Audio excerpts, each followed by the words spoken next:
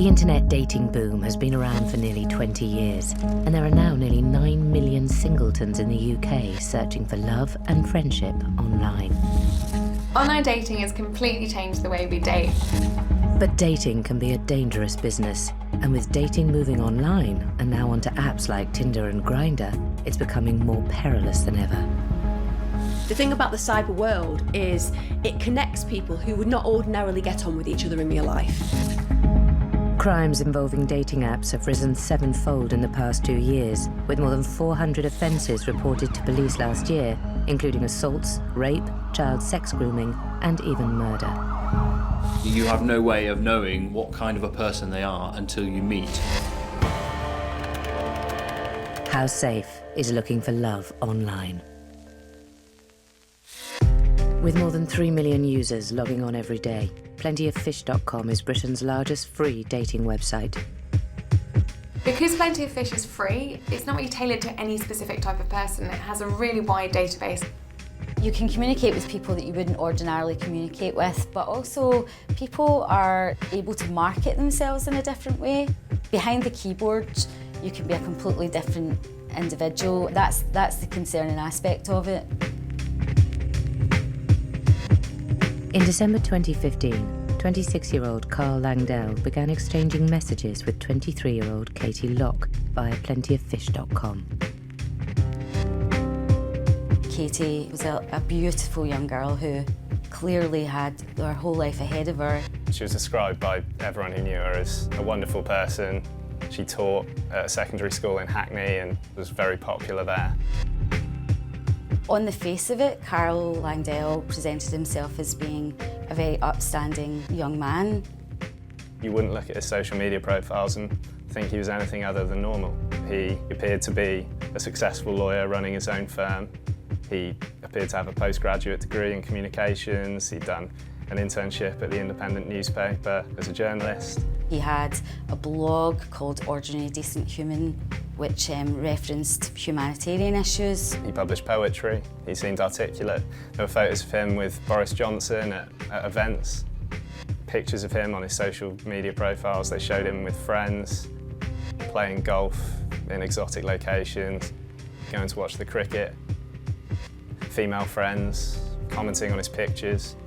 Her evidence is that he's a successful academic young man, and there's enough truth in his fantasy to a degree that it would be very hard not to believe that he was completely viable, that he was an honest person who essentially was a relatively good catch. There was nothing in any of it that would make him seem like a monster.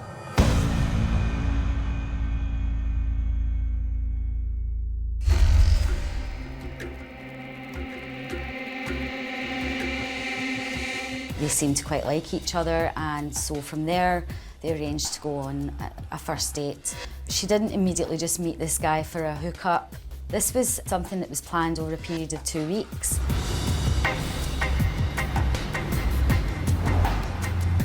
They went to a traffic bar, a really trendy, hipstery part of London called Shoreditch. Katie had taken the precaution of telling a friend the guy's name, showing her a picture, and she sent a text to this friend during the date to say it was going well. She actually did everything that anyone who's trying to be safe online would do. The night progressed, it seemed to be going well. As far as we understand, Carl drank a lot more heavily than Katie, and then became quite ill. He was vomiting a lot, he was very unwell. The fact that he drunk himself to excess into a situation where he was vomiting and paralytic essentially suggests that he either had a plan, which was that he wanted to make Katie vulnerable, or that he knew that he had some very malicious intent, so he may have wanted to either create Dutch courage or disarm himself so that he couldn't go through with an awful plan. We'll never know, but certainly the behaviour is completely out of context with an expected situation when you first date.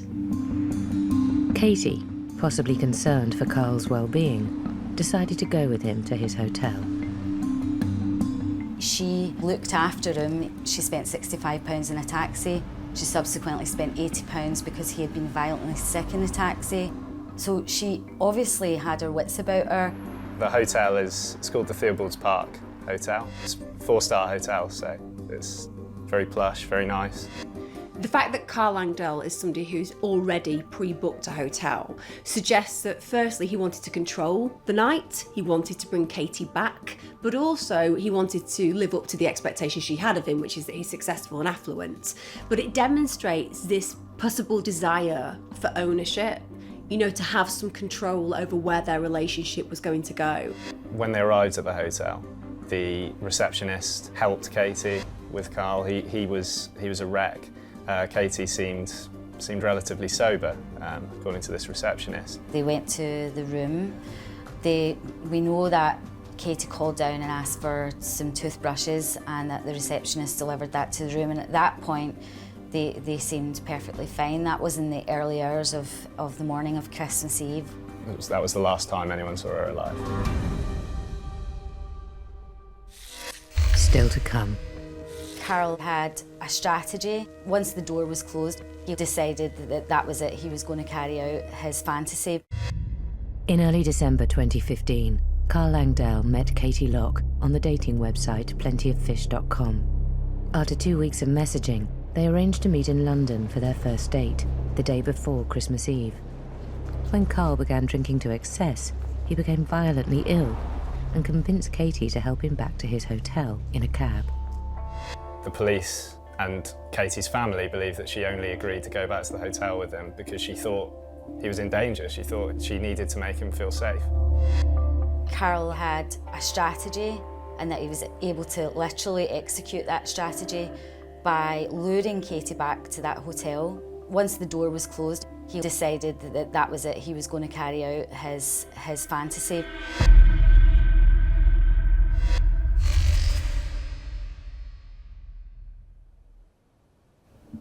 He had been sectioned. He had a suspended sentence, which was issued to him weeks before that, related to an incident where he threatened to kill a girlfriend's younger sister. He told psychiatrists that he had fantasies about raping and killing young women. He had a long history of mental illness. Karl Langdell had been diagnosed with emotionally unstable personality disorder. Essentially, somebody with this disorder will often be quite violent, very spontaneous in their behaviour as well. And on top of that, very often they are plagued by incredible self-doubt and huge fears of abandonment. So Karl was an individual who undoubtedly had some very dangerous traits.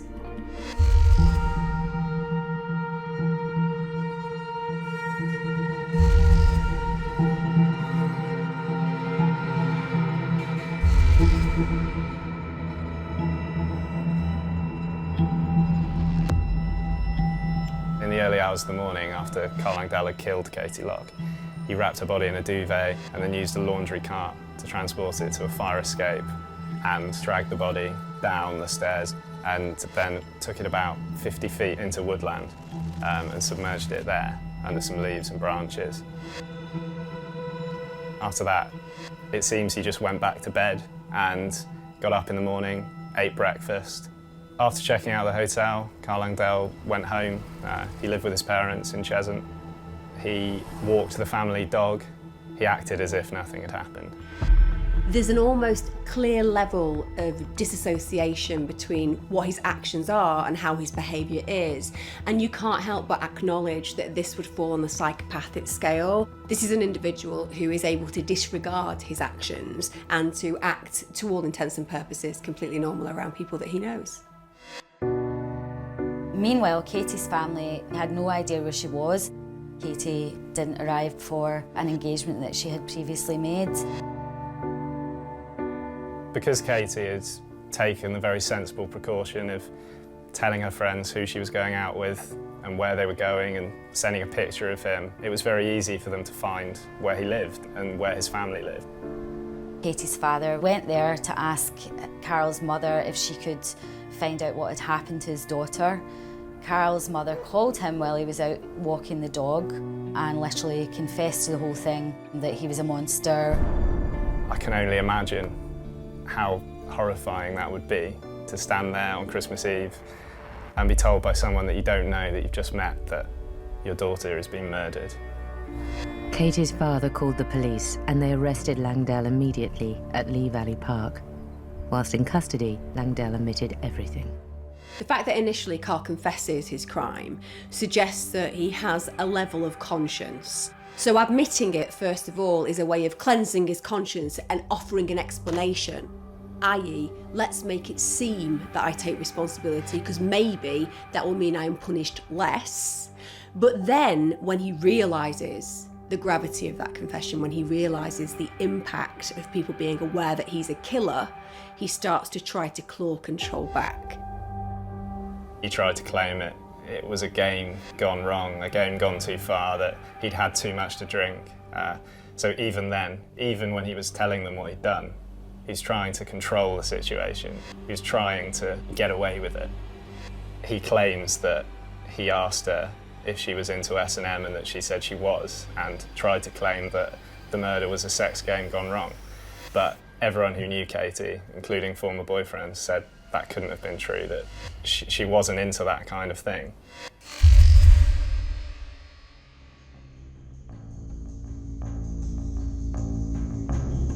I've been to a fair few court cases now and covered a few murders, but this one was particularly high profile.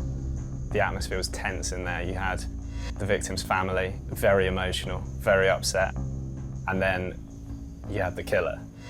Carl Langdell sat in the dock in his grey prison tracksuit. Despite all the evidence to the contrary, Carl Langdell claimed that he didn't attack Katie before he killed her.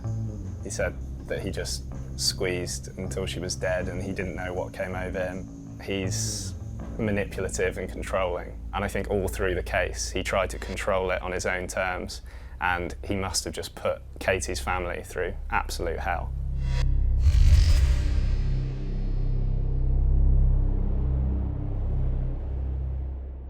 I've been writing now for around 20 years, and you write about these things constantly, but this was so depraved that it really sticks out in your mind.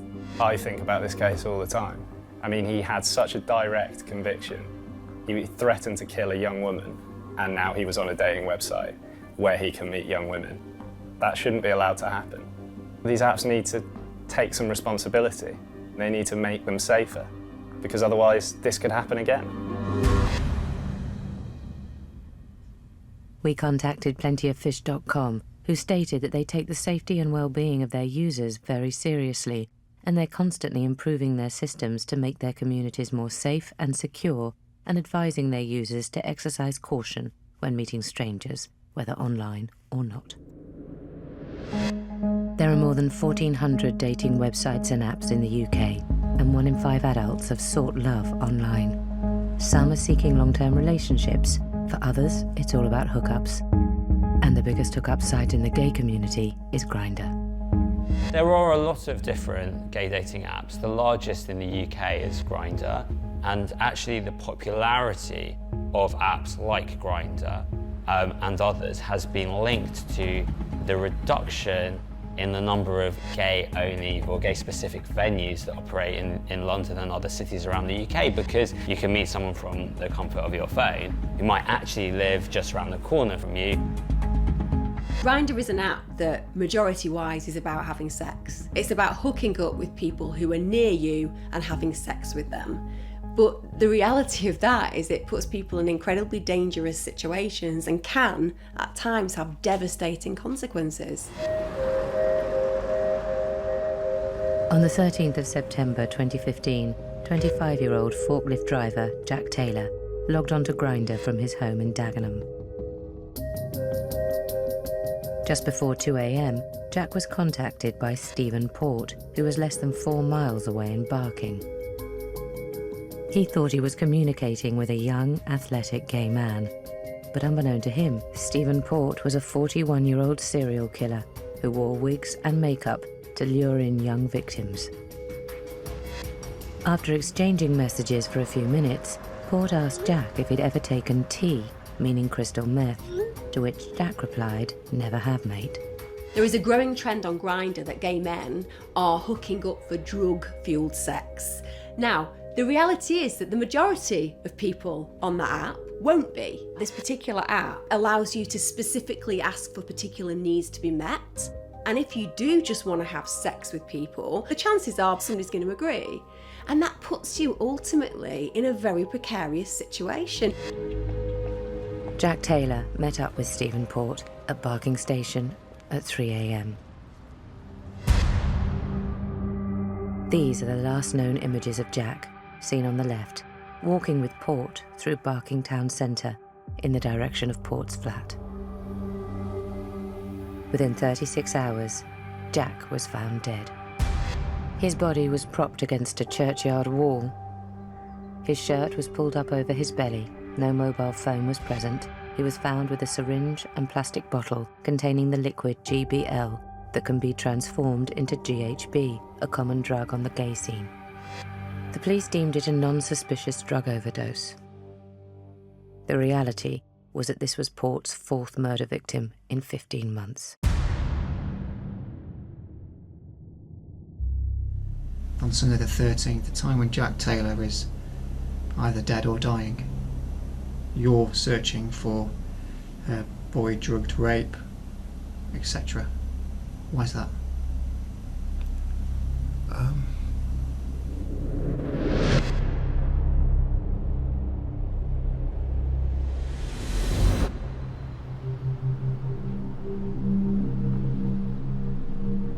Ryan Edwards was a long-term friend of Port. I lived diagonally opposite to this guy who often was visible with other young men, so it didn't take me long to figure out that he might be gay like me, and so I just introduced myself. I quickly discovered with Stephen that he was a very quiet guy, and in fact he was actually quite hard work, so he often would respond in a muted way, 1 or 2 word answers. He would often not give eye contact. Even though he was a big frame, you know, he almost had a lumbar when he walked. To me, he did seem like a child trapped in an adult's body.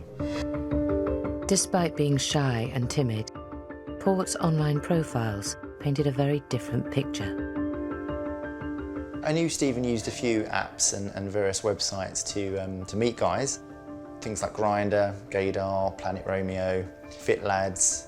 And sometimes actually I'd be around there and we'd be having a coffee or what have you, and then he'd be looking at these different screens, you know, and messaging guys and things like that. And I thought, how is he getting this number of guys? Port's success rate was down to his prolific presence across a variety of sites and apps. In total, he had 18 different accounts, and all of them portrayed a very different side to Port. He was using a wig, he was using sometimes other people's images to present himself as someone other than he was. He was an Oxford graduate, he'd been in the Navy, he worked with young people, when actually his reality was he was a low-paid chef working at a bus depot. He placed profile positions being in the Navy. That would attract a certain type of individual. Being a youth worker, maybe with children, that would again attract a different kind of character. By doing this, you are acknowledging the possibility of having lots of different types of people get in touch with you. Refining the search criteria amongst the various apps enabled Port to find his perfect type. Stephen was into twinks, and in the gay community that's a term for a young, slim, sort of fresh-faced young guy. And Stephen was definitely into them. So the younger the better. He would screw his face up in horror at the thought of going out with anyone over the age of 23. He would contact people who he thought fit that sort of profile. At some point early in the conversation, he gets on to, do you use drugs? Or sometimes, do you mind if I use drugs while we have sex? These men would come round to his flat for sex. When they were there, they were probably very unaware that they were actually in a very dangerous place. Stephen Port, when the lights are off, is injecting them with the substance without their consent. He was just, selecting them at whim, and it was like Russian roulette.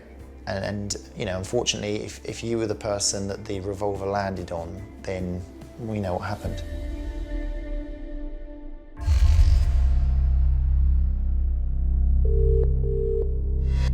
At 4:18 a.m. on the 19th of June 2014, the ambulance service received a call to report an incident in Barking. Emergency ambulance, what's the address of the emergency? The caller was Port. Cook Street. There's a young boy, looks like he's collapsed outside. I don't know. Outside of which number? 4758. What area? Barking. Okay. It looks like he's collapsed or had a seizure or something. Just drunk. But, yeah. What's the telephone number you're calling from? Well, I've got to get my card on the park. Right, don't worry about that. What's the telephone number you're calling from? Hello?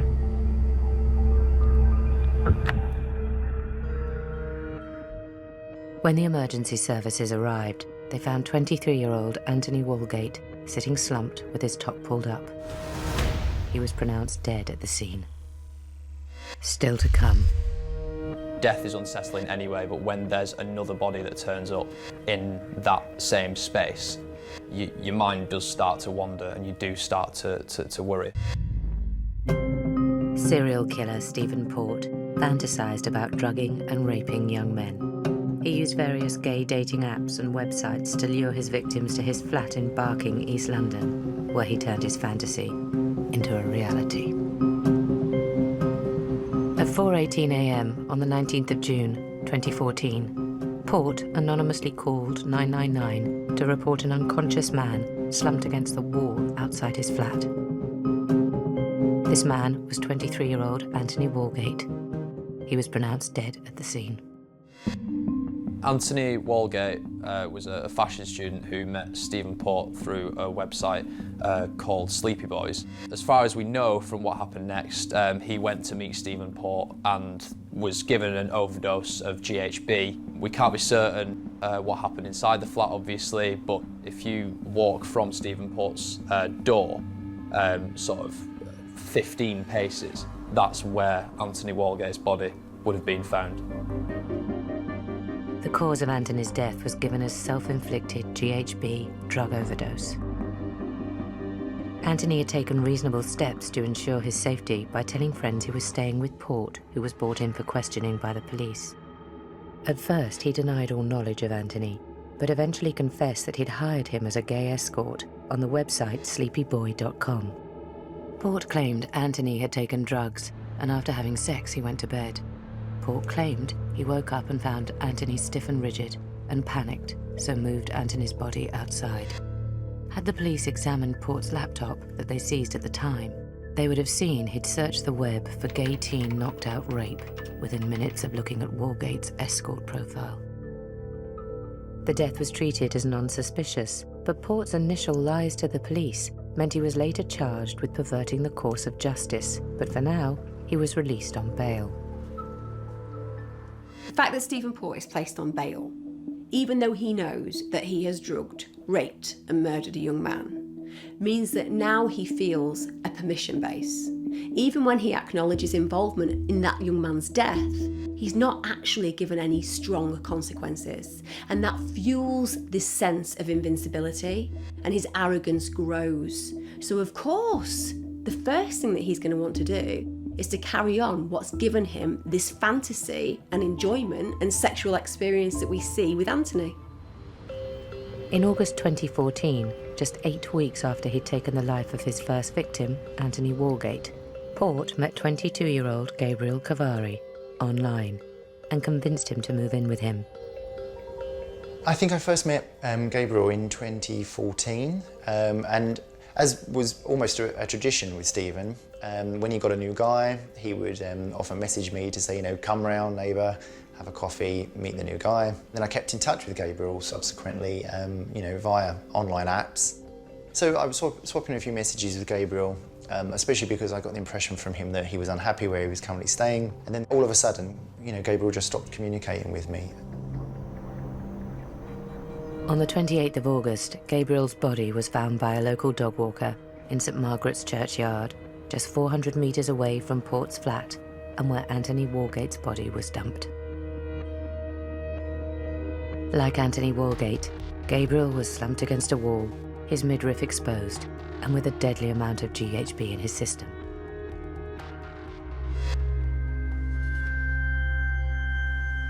The truly shocking thing, looking at this retrospectively, is that I was completely unaware that Gabriel's body had been found locally, even though I live within a few hundred metres of where Gabriel's body was found, because there was just nothing from the police. Gabriel's cause of death was declared a non-suspicious GHB drug overdose, just like Anthony. The police, however, didn't link the deaths. Port had got away with yet another murder, and just weeks later logged on to the gay dating site FitLads, where he found his third victim, Daniel Whitworth. On the 3rd of September 2014, Port messaged Daniel, asking him out for a drink before dinner at his flat.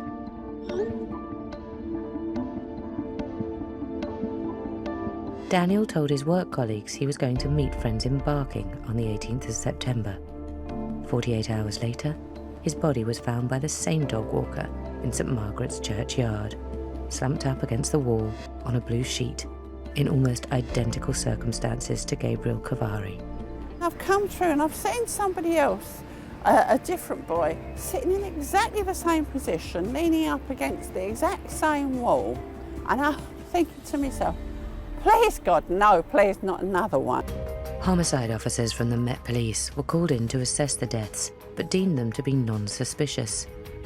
The blue sheet that Daniel was found on was not tested for DNA at the time. Port's fake suicide note had worked.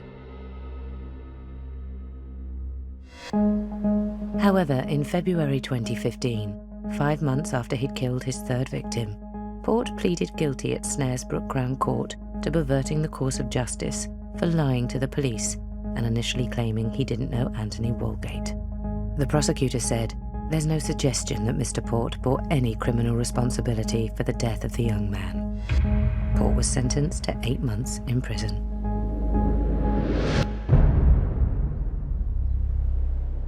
Stephen Port goes to prison for perverting the course of justice. And whilst he's in there, he will be reflecting and acknowledging the fact that he has actually been sentenced for a very minor crime, for an involvement in one death, when actually at this point he's murdered 3 innocent young men. So what we see is a man who will come out of prison incredibly arrogant, feeling invincible and above the law, and having grown in his dangerous intent.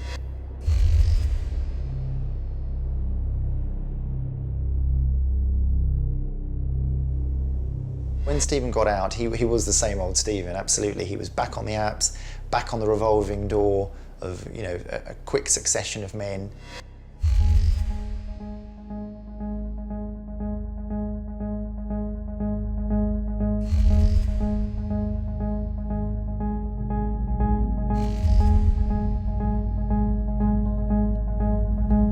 Death is unsettling anyway, but when there's another body that turns up in that same space, in very similar circumstances, and then it turns out that he's also died of a drug overdose, in this case of being spiked with GHB and with meth, your mind does start to wander and you do start to worry.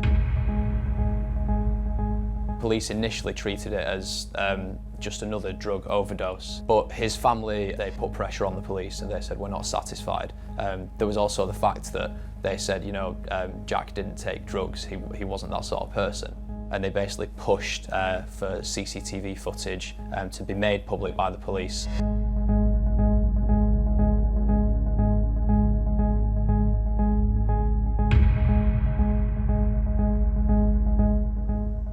The next morning, about 8:30 in the morning, I'll never forget this, when a neighbour sent me a link to say that, you know, Stephen Port had been arrested under suspicion of these 4 murders. I sat bolt upright in bed. It was sort of, you know, it was like an icy chill, because then I immediately went back to the circumstances around Gabriel and not really believing what Stephen had said to me at the time. And then I knew with dread realisation that that's what had really happened. Are you telling us the truth, Stephen? 100% truth. About all of these boys? Yeah. Young boys. In the early stages of their youth, really, in terms of in their early 20s. All found dead. Stephen? Yeah, I understand, but... Close to your house. One of them had been in your house, either just before or at the time when he died, and was found to have large quantities of a drug in his system. The other 3 were all found just over the road in the churchyard. or just beside the churchyard in that area that we've discussed, propped up against a wall, a short distance from your house, all again with high levels of GHB in them, enough to kill them. Highly unusual way to die for one person. This is 4, all found very close to where you live. All men, young men, type of men that you say that you find attractive. All now dead, Stephen.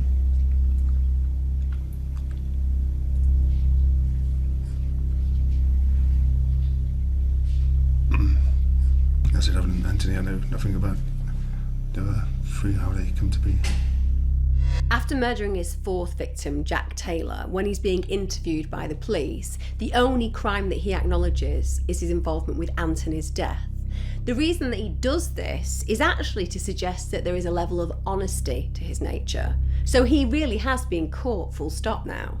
But by acknowledging a truth where he's already been punished, he hopes that that will give the officers an idea that he must be telling the truth on all of the counts. And that's a very manipulative way of dealing with this kind of scenario. Again, feeling that you can outsmart the evidence. He's done it once, he'll do it again.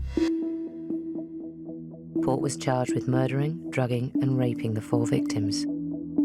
8 other men came forward stating that they too had been drugged and raped or sexually assaulted by Port. Stephen in the dock looked like a creepy old man, really, to me. Obviously, I'd never known about the wig, but with the wig gone, you know, and him being virtually bald, and without his makeup on, you know, his face looked drawn and tired.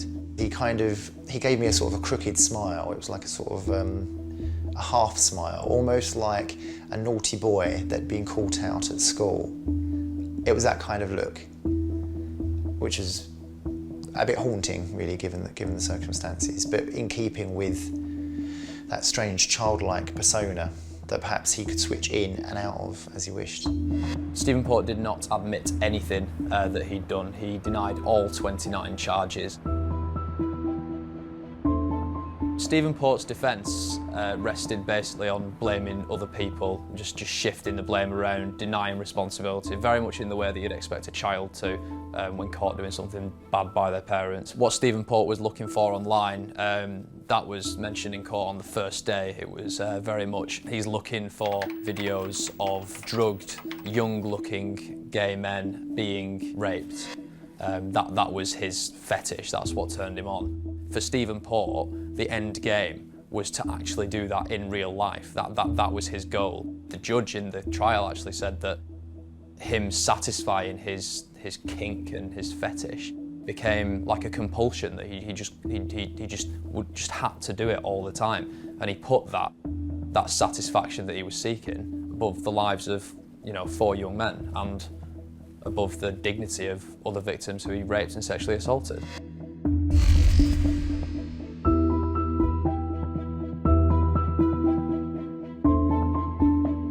I'm very happy that he's going to die in jail because I know Stephen, and I know that, you know, if he was to be let out, he would act like nothing had ever happened, and he would go back to meeting guys, drugging them, raping them, and killing them ultimately. So he's a real danger to society.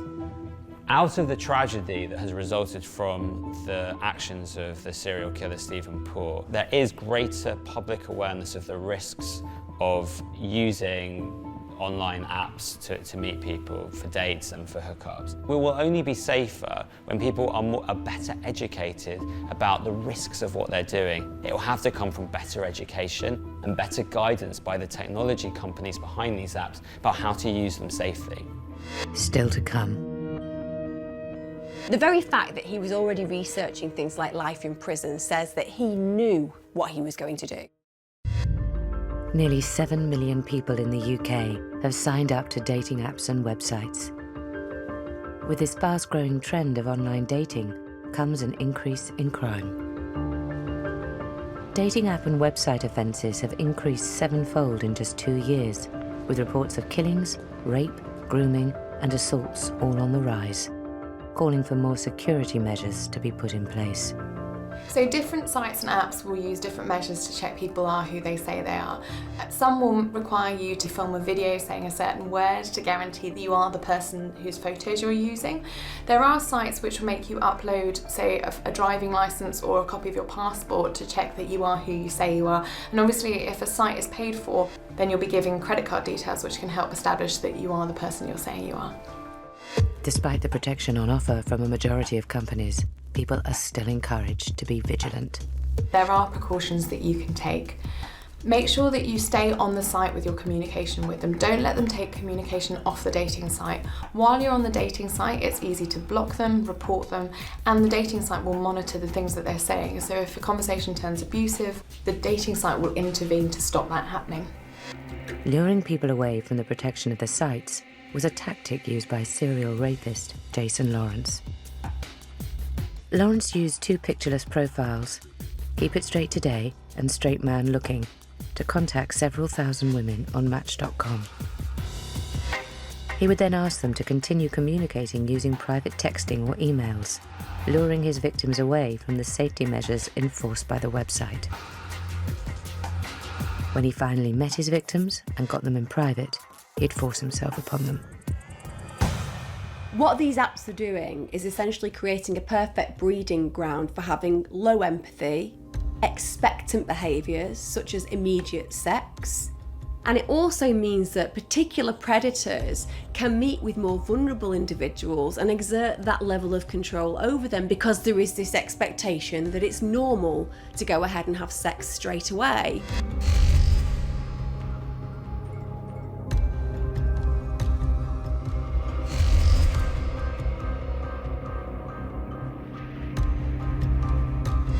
In 2016, Lawrence was found guilty of 5 counts of rape, 1 account of attempted rape, and 1 count of sexual assault. During the investigation, it became apparent that 4 of the victims had previously reported Lawrence's behaviour to the website, but his profile was not removed. This whole situation is a tragedy on numerous levels. We have a man who was known, yet he was allowed to carry on moving around in society, online, making dates with unsuspecting potential victims. A Match.com spokesman said, "We take our users' safety very seriously and continuously advise our community to be vigilant, report any suspicious activity, and pay attention to our safety recommendations. Sadly, there is a tiny minority of people who set out to harm others, and the ways of doing so are always changing." The firm said it had been unable to initially remove Lawrence's profile because the abusive messages had been sent outside of their website. When people move beyond what we're able to see, it's very difficult for us to adjudicate on what might have happened. We have since updated our procedures and introduced a zero-tolerance policy for reports of serious offences that happen on our site or elsewhere. The thing about the cyber world is it connects people who would not ordinarily get on with each other in real life. Usually you need to spend time with somebody on a one-to-one level to truly get whether you connect. In April 2014, a teenage girl from Surrey was stabbed multiple times by American teenager Shane Coffey. She'd met him on an online gaming site. Although they actually hadn't met in person, they'd been corresponding online for 4 years. What we see in this relationship is something that's becoming more and more common, where people don't even have to physically connect with one another to feel like they have an intimate connection with another human being. One person can just enjoy conversing with another human being, but the other person may fully be invested in you and may want to have a life fulfilled with you. In February 2014, the victim discovered that Coffey had placed Trojan horse software on her computer so he could spy on her. After a huge row, she blocked him on WhatsApp and asked him never to contact her again. He did rebuild her trust and they started to communicate again, but once again he became very, very obsessed with her. So she ends the relationship. Shane cannot handle the fact that she's broken this relationship, and he starts to obsessively think of a plan where he can make her pay for what she's done to him. Consumed by his rage, Coffey boarded a flight and travelled over 3,000 miles. and checked into a hotel just minutes from the girl's house. The very fact that he decides to travel all the way to the UK demonstrates that he's taken that abandonment, rejection, and he's turned it into absolute rage and hate. Now, she has blocked him in the cyber world, so he will reach her in the physical world. Coffey had Googled life in prison before executing his elaborate plan. The very fact that he was already researching things like life in prison says that he knew what he was going to do. He'd already made the rational process decision to accept responsibility for the murder. In the middle of the night, Coffey left his hotel and went straight to the girl's house. He climbed through the bedroom window and then he attempted to kill her with a hunting knife. Fortunately, her brother heard her cries for help. He came in and hit Coffey with a metal bar before restraining him until the police arrived. Despite sustaining serious injuries, both the brother and sister survived.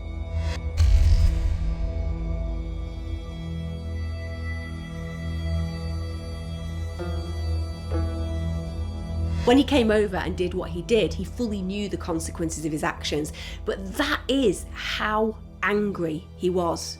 Making her pay, that was a reward in itself that was worth the consequences, and that's how dangerous he was.